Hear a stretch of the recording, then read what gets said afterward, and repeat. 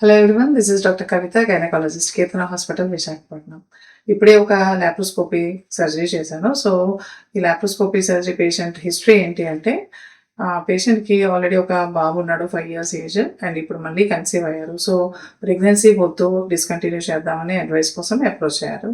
So, దీనికి జనరల్‌గా ఏంటంటే ఎప్పుడైనా కూడా అబార్షన్ లాంటివి చేయించుకోవాలి అనుకున్నప్పుడు మెయిన్ థింగ్ ప్రెగ్నెన్సీ పొజిషన్ ఎక్కడుంది అనేది అల్ట్రాసౌండ్‌లో మనం కన్ఫర్మ్ చేసుకోవాలి. ప్రెగ్నెన్సీ గర్భసంచిలో ఉంది అంటేనే మనకు మెడికల్ టెర్మినేషన్ వెళ్ళడానికి ఆప్షన్ ఉంటుంది. సో, అలాగా ఈ పేషెంట్ కూడా స్కాన్ చేస్తే స్టార్టింగ్ స్కాన్‌లో అయితే ప్రెగ్నెన్సీ పొజిషన్ ఎక్కడా కనిపించలేదు. సో, మళ్ళీ ఒక 5 డేస్ ఆగిన తర్వాత స్కాన్ రిపీట్ చేశామనమాట.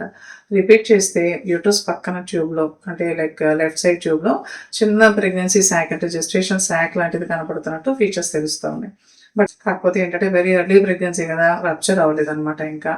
సో, ఈ పేషెంట్‌కి ఏంటంటే ఇలా ఎర్లీగా ఎక్టోపిక్ ప్రెగ్నెన్సీ డయాగ్నోస్ అయినప్పుడు 2 రకాల ఆప్షన్స్ ఉంటాయి. ఒకటి మెడికల్ టెర్మినేషన్ అంటాం. అంటే మెథోట్రెక్సెట్ అనే ఒక రకమైన ఇంజెక్షన్ యూజ్ చేసి ప్రెగ్నెన్సీ అబ్జార్బ్ అయ్యేలాగా చేయడానికి అవకాశం ఉంటుంది.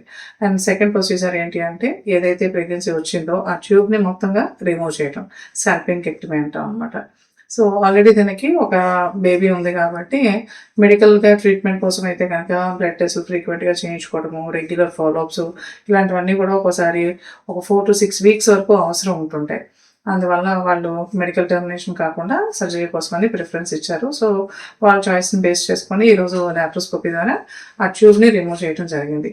సో, నేను చెప్పాలనుకుంటుంది ఏంటంటే, ఇలా ప్రెగ్నెన్సీ వద్దు అనుకున్నప్పుడే కాకుండా, మీరు ప్రెగ్నెన్సీ కన్ఫర్మ్ అయిన వెంటనే యాజ్ ఎర్లీ యాజ్ పాసిబుల్ గనక కన్సల్ట్ చేస్తే గైనకాలజిస్ట్‌ని ప్రెగ్నెన్సీ పొజిషన్ ఎక్కడుందో తెలుసుకోవడానికి వీలవుతుంది. సో, దానివల్ల ఒక్కొక్కసారి ఈమెలాగా ఒక బేబీ ఉండకపోవచ్చు. సో, ఇదే ఫస్ట్ ప్రెగ్నెన్సీ అవ్వచ్చు.